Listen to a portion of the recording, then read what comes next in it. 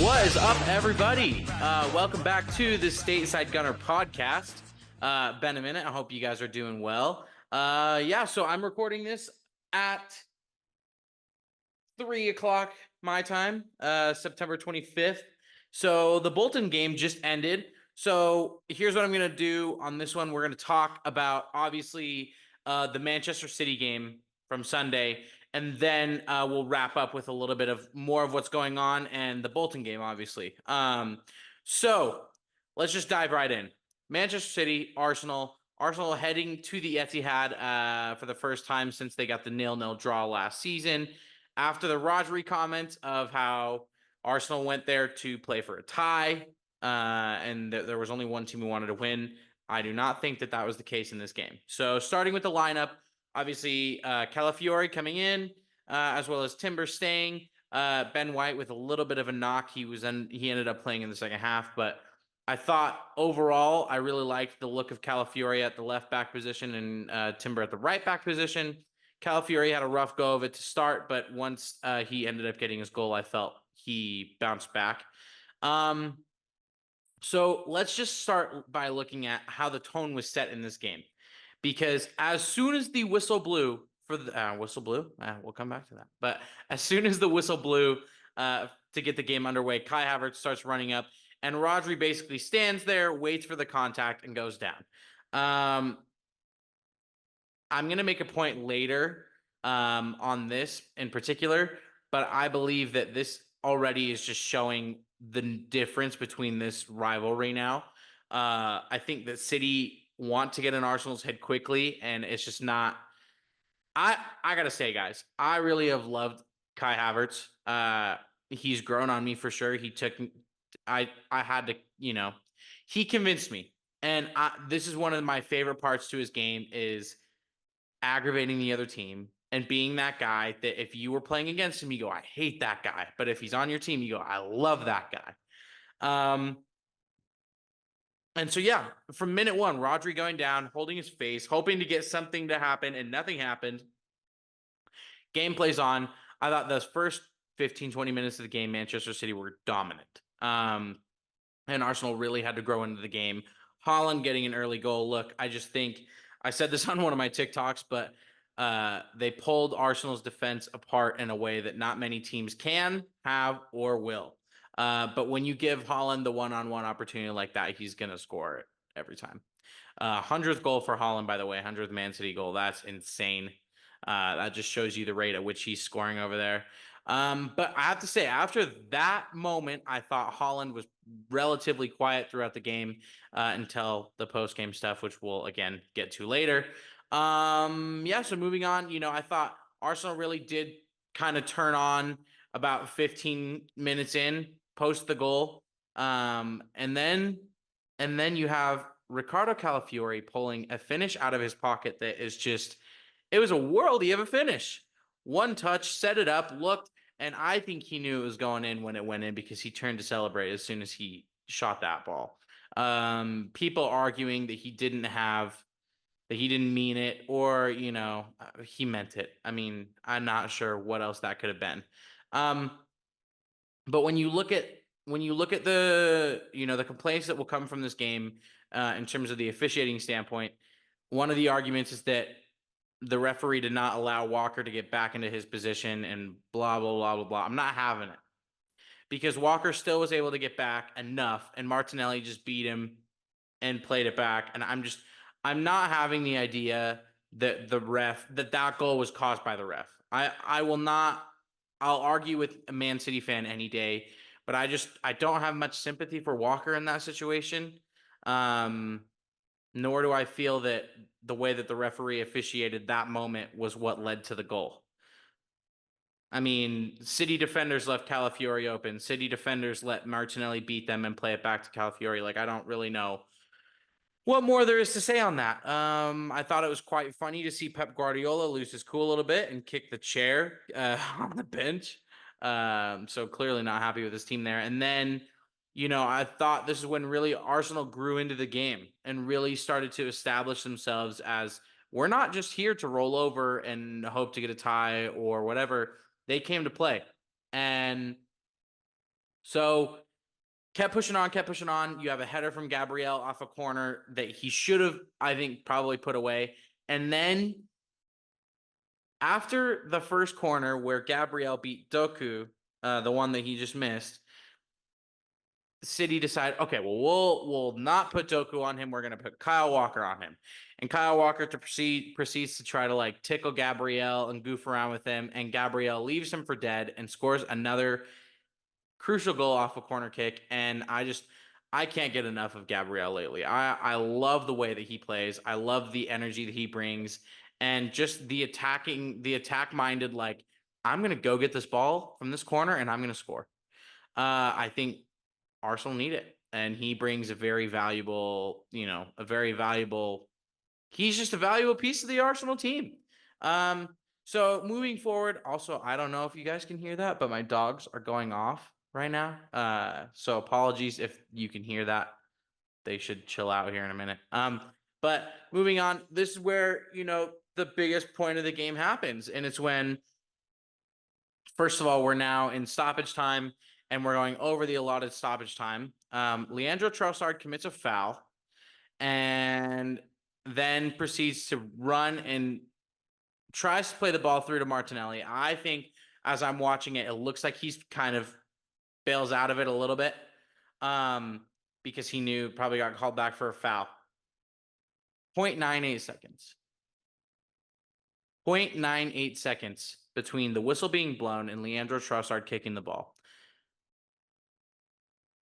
Trossard obviously gets a second yellow and is sent off. This is the biggest talking point of the game, unfortunately. I just think there are so many things, I think. Especially, I think, having a few days removed, it's a lot easier to kind of dissect this game and dissect this moment. Okay, so we'll just start. A few things. Number one, Trossard kicking the ball not even a full second after the whistle's blown cannot be established as delaying the restart. The referee's still talking to the players over there. The player's still on the ground. I'm not sure how you can say that that was delaying the restart. Number two, James from Gunniver's James made a good point, and I said this already, but I really agree with it, where in a high pressure environment, you're at the Etihad, you know that you're going to have to play a little bit on the back foot. Every attack is going to matter, and you expect players to just stop. I mean, it's not realistic. It's not fair. In this high intensity environment, you can't expect a player to be going from 100 to 0 within not even 0.98 of a second. So I think that was really unfortunate. And the big issue for me, and many people are saying this as well, is consistency. There is a insane lack of consistency in the league in terms of officiating, and I think it's got to be stopped. It's got to be looked at. Something's got to change, because we're now looking at Doku doing the same thing. You could argue that he's playing the ball back to where the free kick needs to be played. However, he plays it way past Declan Rice, who's going to take the free kick. So that needs to be a booking. Joao Pedro a few weeks ago, blasting the ball down the sideline. That has to be a yellow. Szoboszlai playing, I cannot remember who they're playing, but it was a couple weeks ago, did the exact same thing. That should be a yellow. And it's not. This is something that is being, I'm not one who believes that there is a officiating, conspiracy against Arsenal. I don't believe that. However, I do think that there are decisions that have gone against Arsenal that are not like any decisions that have been made or are being made in the Premier League, and this is one of them.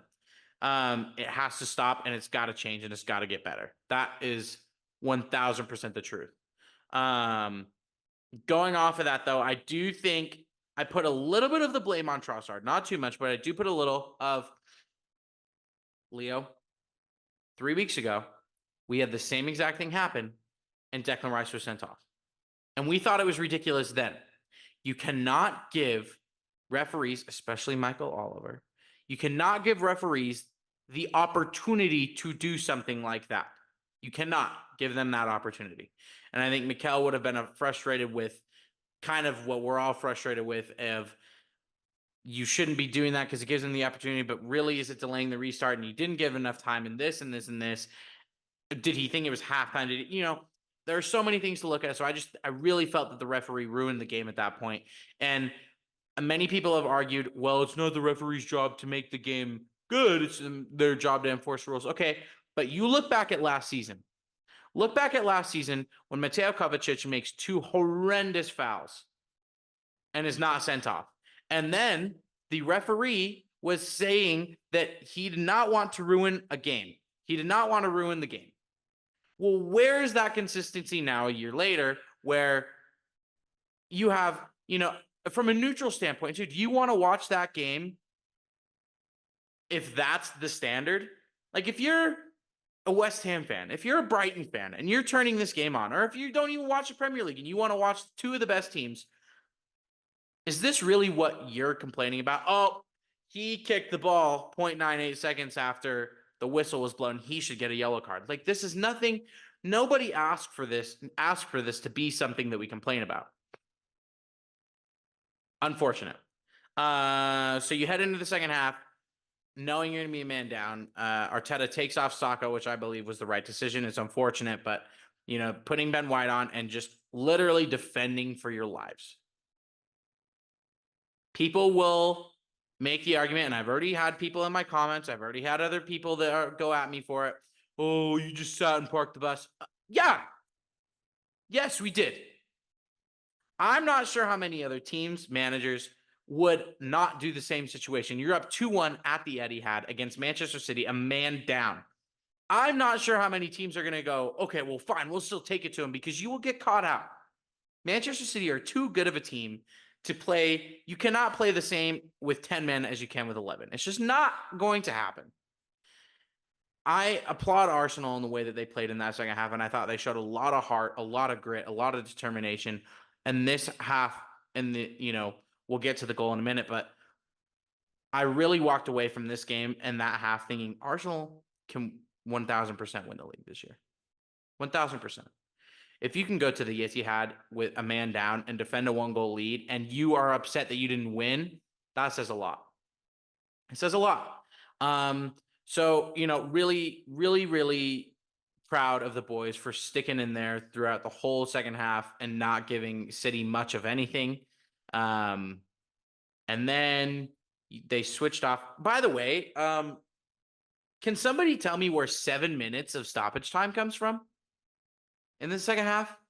The ball was in play in that second half of Arsenal versus Manchester City more than any half of Premier League football this season thus far. How is there 7 minutes? I don't mind playing past the 7 minutes because there were stoppages during that 7 minutes, but how is 7 minutes the number that we agree on here? Where do we get the 7 minutes from? Whatever. Yeah.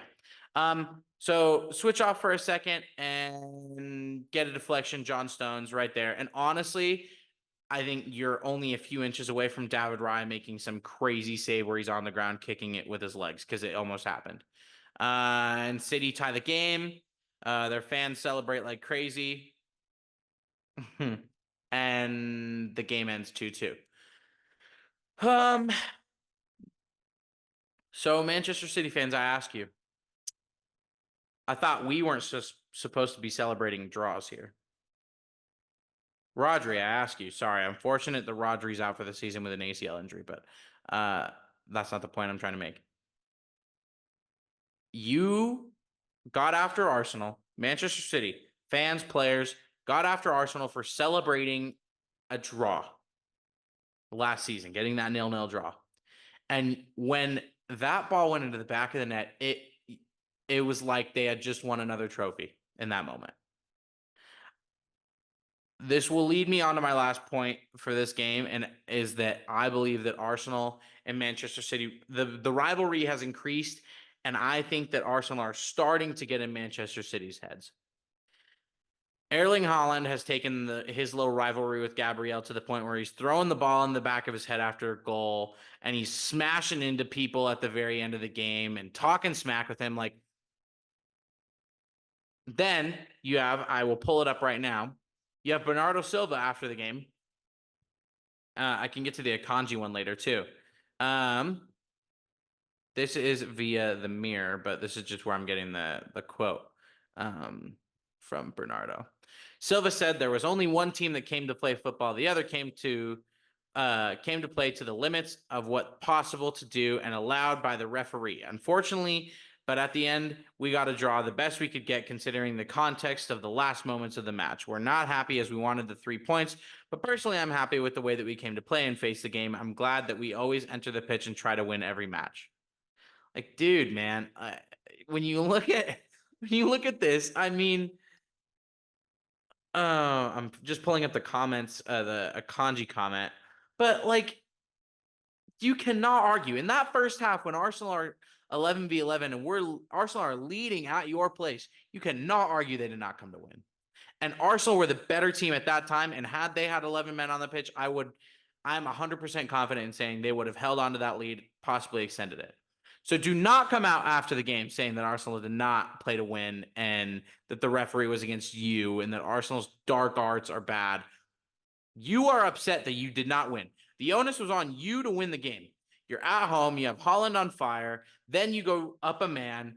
The onus is on you to win. You're the champions. You're the ones who have won everything. Arsenal haven't won anything yet. Manchester City fans have loved to be, which that is what Man City fans have been loving to tell me. Arsenal haven't won anything. So the onus is on you guys to win, and you didn't. Against 10 men. Without Martin Odegaard. Without Mikel Merino. Like, come on, man. Be better. Let me pull up Manuel Akanji's quotes, which, again, I think this is just proving my point even more.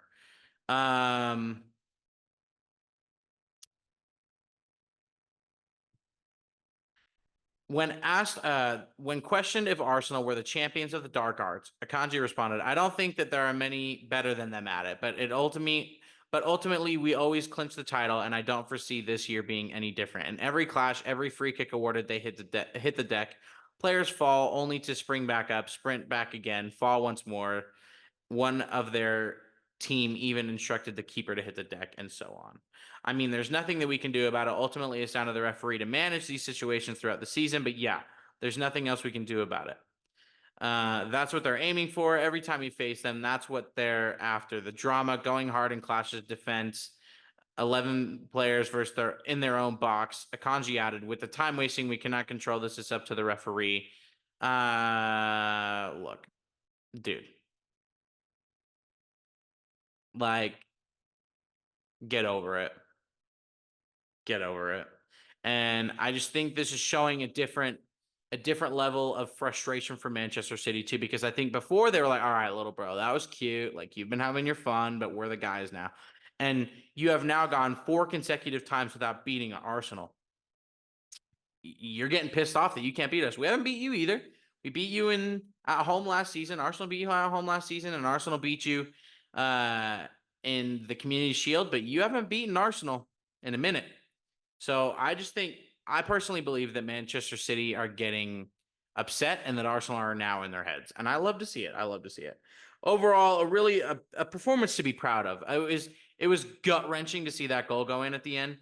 But looking back at it now, I think it's a performance that all Arsenal fans can be properly proud of. So yeah, that's it for my comments and my deep dive into that game. Feel free to leave a comment and let me know what you think about the game, and happy to go back and forth. But yeah, so moving on quickly, Arsenal playing Bolton today, wrapping up 5-1 win for Arsenal. I'll quickly go over that game. Again, it's a Carabao Cup game against a lower league side. No disrespect to Bolton, it's just true. I thought this was the result that you would expect if you were to see this on paper. We'll go over the lineups real quick. Jack Porter, 16-year-old goalkeeper, getting the nod and goal, with Neto being cup tied.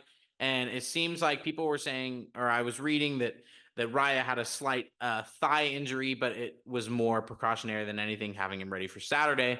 So Porter started in goal. You had Kivior Calafiori at the center backs. You had Lewis Skelly and Nichols at the fullback. Declan Rice playing in the 8. Jorginho holding it down as the captain at the 6. Ethan Nwaneri, sorry, we'll get to him, playing in that 8-10 role. Saka, Jesus, Sterling. Yeah. So let me just give you my kind of quick, again, I've said quick a bunch, but this will be a quick kind of recap here. Even the TikTok that I did about it was only a couple minutes. Good result for Arsenal. It was nice to be able to rest players. I like that Arteta still wanted to play certain players to get them minutes and to get them confidence. The 3 players, I will dive into it right now. The 3 players that I walk away from that game talking about. Number 1, obviously it's Ethan Nwaneri. He not only did he get 2 goals, but I thought the way that he held himself in that midfield role, the way that he linked up play, the confidence that he had to take on defenders to beat them. He very rarely lost the ball. Very, very key in just everything that Arsenal did when it came to the attack. I thought this kid's going to be a star. I think he will be, sorry, I'm going to grab a drink here. He will be the next thing for Arsenal. I think, I'm not going to say to what extent because sorry, audio listeners, just grabbing a drink. I can't say to what extent he will be, but Nwaneri looks special, and he's only 17 years old. I thought the second goal was actually a nice finish. While the goalkeeper could have done more, when you put the ball in a difficult area to get to, it's going to be hard to get to regardless if you should get there or not. I thought the first goal, he did well to attack that ball. Shout out to Raheem Sterling. We'll get to him in a minute for playing a beautiful ball across the box for him to attack. Nwaneri will be special, and I was so happy for him to get that goal. And it was awesome to hear Arsenal fans, he's one of our own. He's one of our own. Ethan Nwaneri. He's one of our own. He definitely is. All right, moving on to the second player that impressed me in this game, and I thought definitely needed it. Raheem Sterling. Look, his wing play was awesome. I thought he had a lot of the Bolton defenders on their heels, and he looked lively, and he looked happy, and he looked like he wanted to be part of things. I thought, again, he was another key part in how Arsenal played this game and how their attack went. And, he just, again, seeing that smile from him after being, down at Chelsea and just out of the squad, and he just looks happy and he looks sharp. He had a couple nice shots and then got a really scrappy goal in the second half, had the good assist for Nwaneri's goal. I just thought Sterling looked really good, and it's exactly what he needed and what Arsenal needed.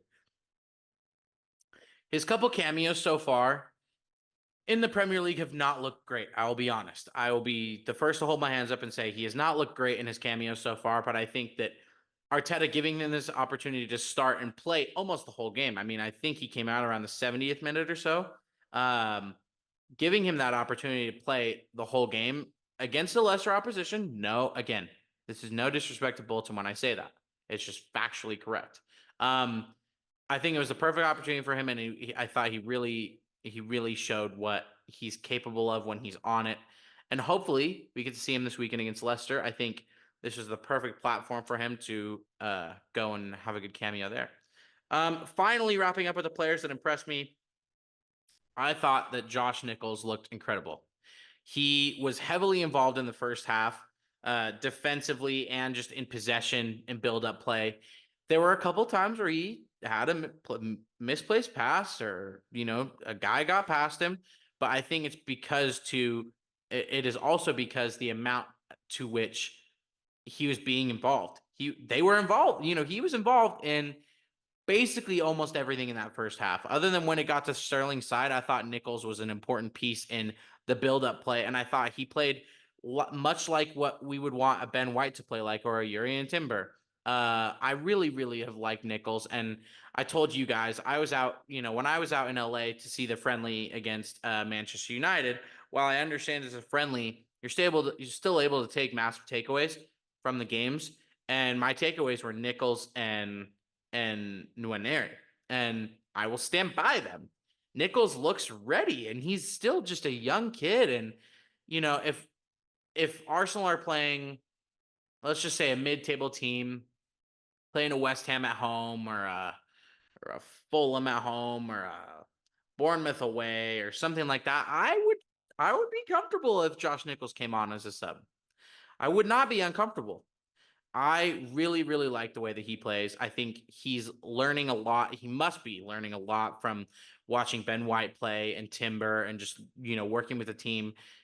I really, really like the way that he plays. He showed a lot of energy, and that's just something that I felt in that first half and a lot of parts of the second half. Arsenal just had that team just had the energy. And I think it was because it's filled with a lot of kids who want to make a name for themselves, want to do the best they can with the opportunity that is given. And then of course you have the players like Sterling and Jesus and Martinelli came on later, who want to, and Calafiori, and who want to prove that they still got it. That being said, I thought Gabriel Jesus still struggled today. He is good on the ball. He's always been good on the ball. But again, I thought he lacked that clinical goal scoring nature. Unfortunate too, because I was really hoping for him to be able to get a goal in this game. I was hoping for Martinelli to get a goal as well, but I thought he played pretty well when he came on for the last few minutes. Sloppy goal to give away. Look, I think the team just got too excited by the amount of goals and opportunities that they were having. Excuse me. Defense completely pushed up. Jorginho, the only man back. You have a 16-year-old goalkeeper in net. Just a sloppy goal and unlucky for Porter. I don't think he could have done much. Watching it back a couple times, the attacker did really, really well to keep the ball at a fair distance and then make his move, go around him. Consolation goal, whatever. So yeah, look, I'm not gonna preview Leicester. I think it's best that we, look at what we can now, take the positives, take the negatives, and move on to Saturday. Of course, Arsenal hosting Leicester City at the Emirates. I feel like it's a much needed home Premier League fixture after a tough set of away fixtures.